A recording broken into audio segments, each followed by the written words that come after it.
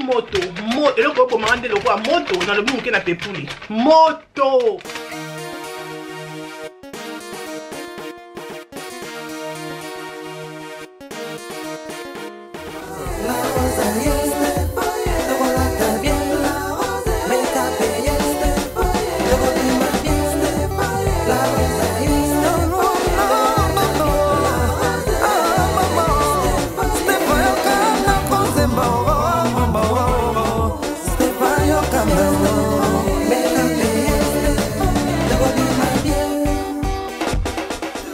Bonjour les belles dames, j'espère que vous allez bien, bien par la grâce de Dieu. Quand vous avez donc un maquillage pour look ça fait longtemps que tout ça la maquillage, maquillage moi c'est zemi to bon malakaka ma belle tana zemi to ko look to bima sexy. Donc on va te so ça zemi bima sexy. Et vous savez pas ba ya ba né ôté. Donc voilà, au maquillage dans la salle le nom de mariage. Look nanga c'est vraiment simple non filmer le bino look nanga et non comme à la salle parce que nous avons vraiment en retard mais maquillage nanga c'est comme ça l'autre rôle blamingi maquillage comme on mona c'est vraiment simple dans ce qui nanga de la benjango noani. J'espère que vidéo oyo et que c'est pelisa bino na koloba mingi tewana tobanda. Bonjour les belles dames, j'espère que vous allez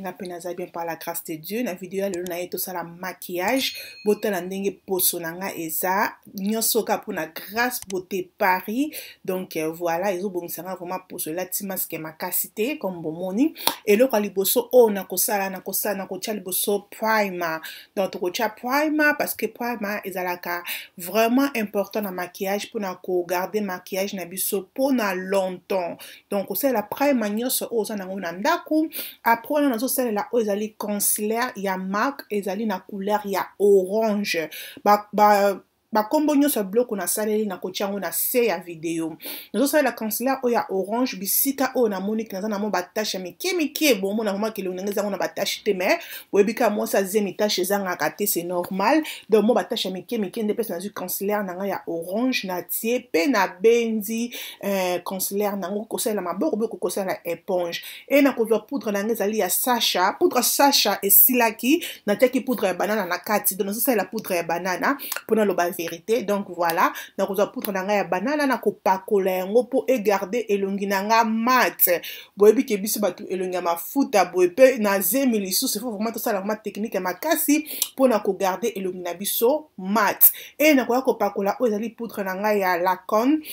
Non tu vas détailler non na se na koya ko pakola poudre nanga na ko benda yango très bien. Tant na so pakola poudre nanga na zo beta brosse nde bozo mona ça secret moko vraiment makasi photo to tia na mutu ba benda kana brosse ba beta ka pona etika la mat pona ebombo ba tache nyonso elonko bozo mona nde longi nanga sali uniforme elonga vraiment sali kitoko e peselinga makambo bombi vraiment ba tache nyonso mike koya kozwa éponge nanga ya beauty dans ya beauté na ko benda pona ko vandisa encore faux de teint nanga kitoko et na moni sikobo elongi nanga c'est bon et na koya kocha ezali elle girl pour concealer ne bozo mona na couleur à fan de na koya kotia donc voilà na ko pakola faux de teint pardon na ko pakola concealer nanga bien comme bozo mona na le concealer nanga na mona ki ngozaki vraiment couleur makasi te na ko bakisa concealer mususu oza ya moi pembe kolekanga pona mélanger ngo mais oya pembe na ko tiango kaka mukie na ko tiango ebele te parce que elle est ezaki trop na ko ba trop jaune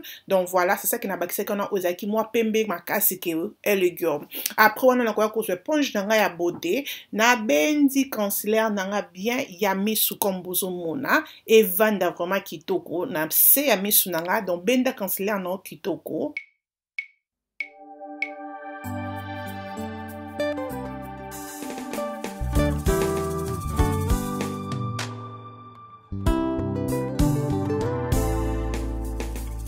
Et na koya kozwa o ezali concealer ya Fenty ya Rihanna donc na couleur à noir nde na koya kochango comme contouring na elongi donc couleur nyonso ya concealer oza nango o eza noir ke yo donc yango nde ko utiliser pour na kosalela contouring na elongi na yo donc voilà yango nde nosala o ezali ya Fenty na linga concealer o mingi pour na kosalela contouring ezaka vraiment kitoko.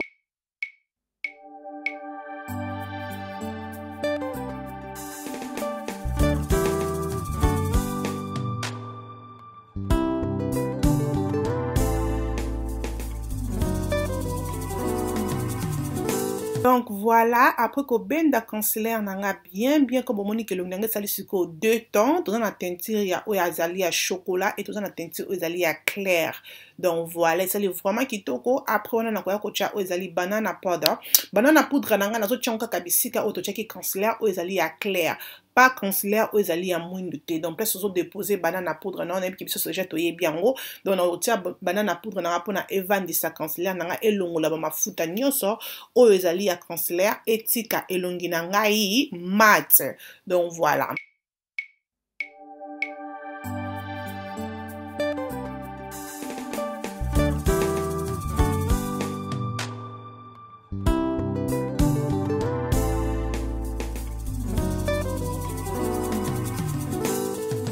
Après que ça kocha poudre nanga ya banana na elongi nakoya kotala nakoya kokota sikoyo na makiki ba libel dambo ebiki na makiki ngana ngana ko utiliser crayon ya chocolat. Donc voilà nazo tracer makiki nanga vraiment bien sûr nazo tracer makiki nanga tracer makiki nanga na miroir moko o nazo mona pembeni comme moninga sko nazo miroir nanga vraiment ya poudre pour mona vraiment nazo tracer makiki nanga bien pour makiki vraiment et ça la kamakambu na maquillage so vant makiki no bien te bande ko nanga o mona ki maquillage no e ko zaka ya kotengama. Donc faut vraiment makiki qui vraiment evanda très bien. Donc on a notre tracement qui nanga et na benzi après na kwa kolongola ba o eleki na concealer tozo pangosengo na concealer pour na ezala vraiment kitoko bien taillé comme bozomona. Donc ce kozo tracement qui no bande ko nanga zwa vraiment ta et on a linga même pas bana ba loba nanga ta bonjour mama pour na linga vraiment qui nanga ezala vraiment kitoko. Donc voilà pour na ko kota na couleur nanga ya misu couleur nanga misu qui vraiment simple na ko couleur nanga bomoni kezali ya marron ya pete na kwa kochengo likolo ya paupière. Je pense que c'est ça. Bon, excusez-moi sur ma combo non le bango bien parce que ça fait longtemps que na sala là-bas na sala maquillage vidéo. Donc voilà et na ko benda couleur nanga on a la kisa kibino et na kwa kozwa ezali primer ya misu ya NYX ya na kwa kopakula yango za noir ben ezali primer na kwa kopakula yango likolo ya misu après wana na kwa ko benda yango bien pourtant na ko tia couleur nanga o ekolanda e mona na makasi pe couleur nanga e wumela. OK les belles dames pour na misu na moni ki na ko tiela bino musique poto landa image yango moko eloba parce que non mona ki na mena ba pema. Donc no tia musique bon mona ndemis na biso ezo kende za vraiment simple tala yo moko ce que lingo répéter misu nanga mais quand on anda ko etiki nanga commentaire na c'est j'espère que beaucoup aimé look oyo.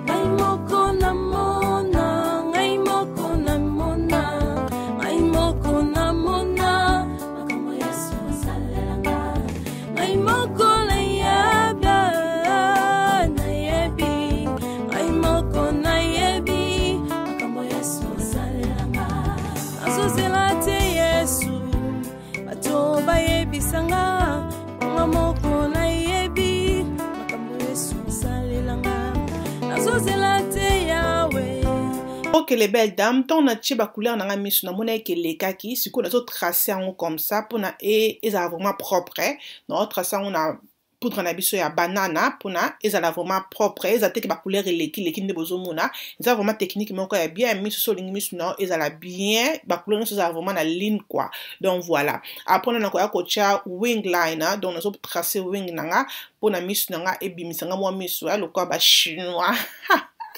La retracer wing là n'en bien. Donc voilà, donc vraiment simple de bozo monana. Donc je pense qu'on a des 3 couleurs comme ça, même couleur mon qu'on a c'est mis ou quoi. Donc voilà. Après na koya kopako la poudre nanga o ezali ya contouring ya noir pour na ko tchanka kabisika o to tchaki poudre na biso pardon bisika totiaki cancelaire na biso ya fenti donc tokolekisa yango sikoyo likolo nango mpona epop yango donc ebimisa couleur na biso makasi ekobosana pe te kotia contouring ya zolo donc esalaka kaka zolo kitoko donc voilà donc wana tosisi sikoyo na misu tokoti na elongi mpona kosilisa elongi na biso ebima vraiment kitoko bomoni déjà elongi na biso ezopesa déjà makambo donc mpo wana nakoya kozwa crayon na ngai ya noir nakoya kotia yango na se ya misu mpona efongolanga misu boyebi kaka ke crayon noir efongolaka misu kwa donc natie crayon na ngai noir na sa misu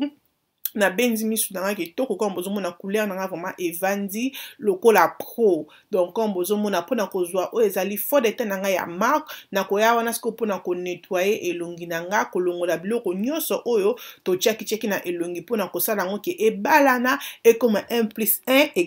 1 OK les belles dames donc voilà wana to benzi ba poudre na biso bien na elongi après na koya kozwa o ezali mascara na kotia mascara na se pardon likolo ya misu avant que na tia fossile ce que linga fossile te bandeko nango ko tia mascara comme ça obima comme ça et c'est bon mais pour nanga na koya kotia ozali fossile ya la femme lashes botala vraiment des vandinga donc ma pesa tingango cadeau ça fait longtemps que naza lashes je pense que 3 ans déjà que naza na lashes so na tiango na longoli na tia na longoli donc voilà après na koya kotia ozali fard à jour nanga nazo sala ezali ya marque yango nde nazo salela na kotia na fard à jour comme bozomona e bimisa matama nanga vraiment pop ango up et na komata pe na fard à jour nanga ndambu likolo mbunzu donc voilà bisika on a checké contouring nangai après nazocha o ezali engengiseli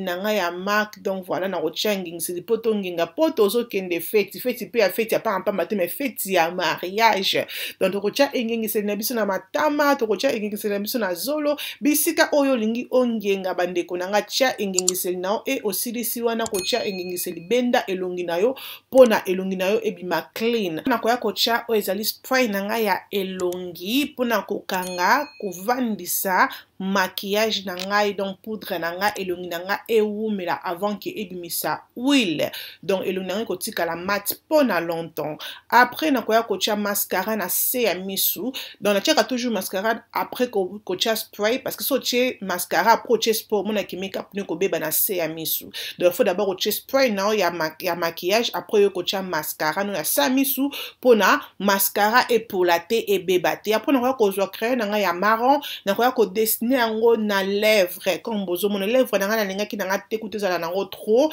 na linga ki yango vraiment simple parce que misu nango bozomona ja kezo pesa makambo et na ki kozwa brouillard na nga oyo donc na ki brouillard na somo combien il livre c'est pas teka basuki mais j'aime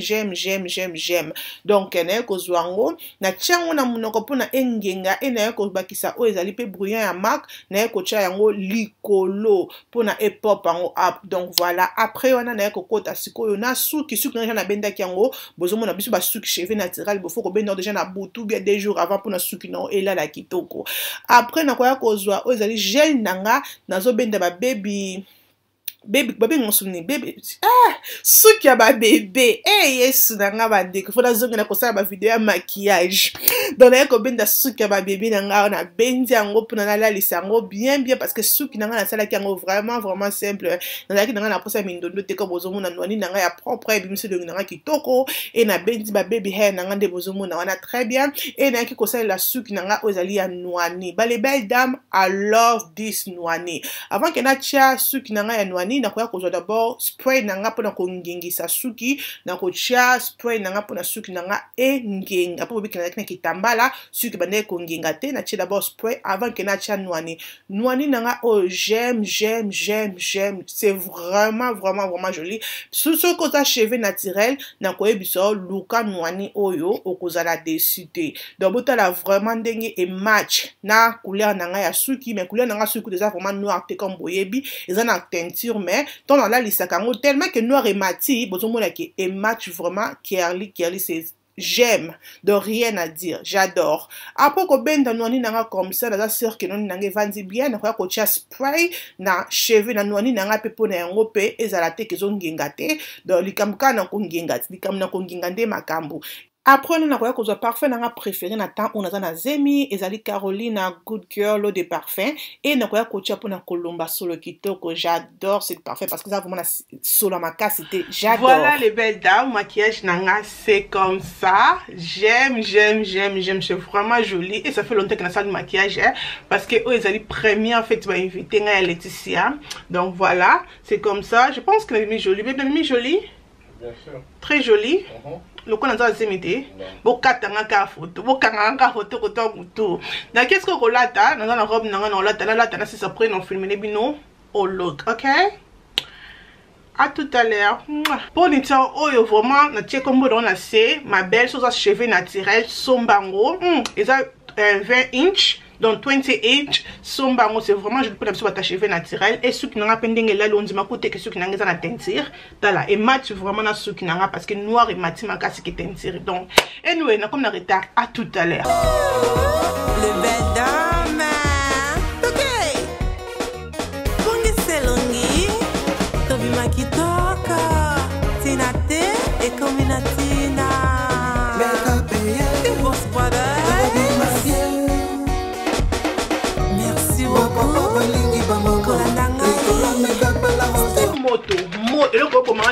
moto dans le monde qui n'a pas pouli moto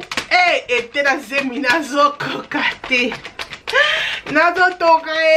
nzambe fata suma ventilateur à mukie pour ça kaboye. Merci beaucoup na bilonyo sur votre les vidéos oyo j'espère que vidéo oyo c'est pélici bilo sur mon que vidéo oyo c'est pélici ma belle ko bossa na te ko aimer ko partager ko zala abonner na la rocho et ko sala nga bien makasi nzambe azala na biso nzambe abumba biso tokutani mukolo mususu tina te e kominatina bye.